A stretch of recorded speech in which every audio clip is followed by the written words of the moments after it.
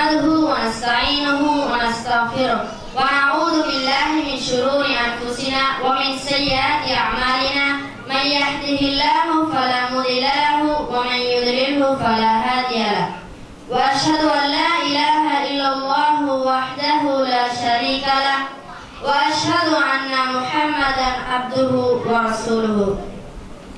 நான் இன்று உங்கள் முன்னிலையில் ஜனாதாவுடன் தொடர்புடைய ஒரு சில தகவல்களை பகிர்ந்து கொள்ள ஆசைப்படுகின்றேன். உலகில் பல கொள்கை கோட்பாடுகள் காணப்பட்டாலும் கருத்து வேறுபாடுகள் இருந்தாலும் அனைவராலும் ஒருமித்த கருத்தில் ஏற்றுக்கொள்ளப்பட்ட ஒன்று மரணம் மட்டுமே. இவ்வுலகில் பிறந்த ஒவ்வொருவரும் மரணத்தை சந்தித்தே தீர வேண்டும். வயது வித்தியாசமின்றி அனைவரையும் அந்த மரணம் சந்திக்கும். ஒருவர் மரணித்து விட்டால் அவருக்கு செய்ய வேண்டிய கடமைகள் சிலவற்றை இஸ்லாம் நமக்கு கற்றுத் தந்துள்ளது. அதில் முக்கியமாக ஜனாதாவை குளிப்பாட்டி கஃனிட்டு தொழுவித்து அடக்கம் செய்ய வேண்டும் என்பதை நாம் அறிந்து வைத்துள்ளோம். அதே நேரம் ஜனாதாவுடன் தொடர்புடைய ஒரு சில துஆக்களையும் இஸ்லாம் நமக்கு கற்றுத் தந்துள்ளது. அவற்றையும் அறிந்து வைத்திருப்பது சிறந்ததாக இருக்கும் என்று நினைக்கின்றேன். ஒருவர் மரணித்து விட்ட செய்தி நமக்கு கிடைத்து விட்டால் இன்னா லில்லாஹி வ இன்னா இலைஹி ராஜிஊன் என்ற துஆவை ஓதி எமது ஈமானை அதிகப்படுத்தி அல்லாஹ்வின் முடிவை முழுமையாக ஏற்றுக்கொள்ள வேண்டும். அடுத்ததாக அந்த ஜனாதை பார்க்க செல்லும் போது அவ்விடத்திலும் ஓதுவதற்கு பெருமதியான ஒரு துஆவை இஸ்லாம் நமக்கு கற்றுத் தந்துள்ளது. அல்லாஹும்ம ஃபிர்லி என்று கூறி மரணித்தவரின் பெயரை குறிப்பிட்டு வர்ஃபா தரஜதஹு ஃபில் மஹ்தியின் வக்லுஃபு ஃபி அகிபிஹி ஃபில் காபிரின் வக்ஃபிர் லனா வலஹு யா ரப்பல் ஆலமீன் வஃஸஹ் லஹு ஃபி கப்ரிஹி வனவ்விர் லஹு ஃபீ. மையத்தை குளிப்பாட்டி கஃனிட்டு தொழுகைக்காக வைக்கின்ற போது அவ்விடத்திலும் கவனிக்கப்பட வேண்டிய சில விடயங்கள் இருக்கின்றன.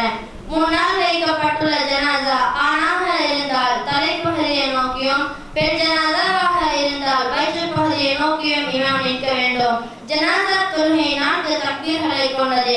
முதலாம் தக்பீரில் சூரத்துல் ஃபாத்திஹாவை ஓத வேண்டும். இரண்டாம் தக்பீரில் நபிகளார் மீது ஸலவாத் சொல்ல வேண்டும். அல்லாஹும்ம ஸல்லி அலா முஹம்மத் வ அலா ஆலி முஹம்மத் கமா ஸல்லைத அலா இப்ராஹீம் வ அலா ஆலி இப்ராஹீம் இன்னக ஹமீதும் மஜீத்.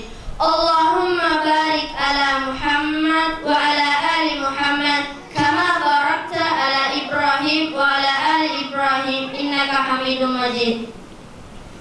மூன்றாம் தக்பீரில் ஜனாதாவிற்காக துஆ கேட்க வேண்டும்.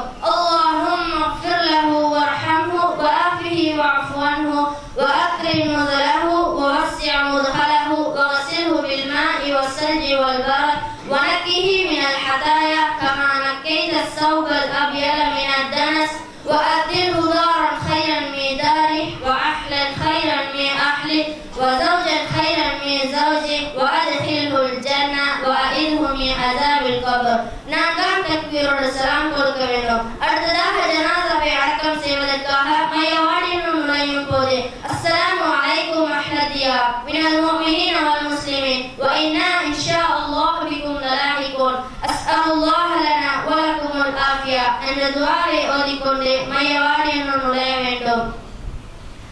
ஜனாதாவை அடக்கம் முக்கியமாக சில இடங்களில் ஜனாதாவை அடக்கம் செய்யும் போதும் அடக்கம் செய்த பின்பு மார்க்கத்திற்கு முரணான சில விடயங்கள் நடைபெற்று வருகின்றன.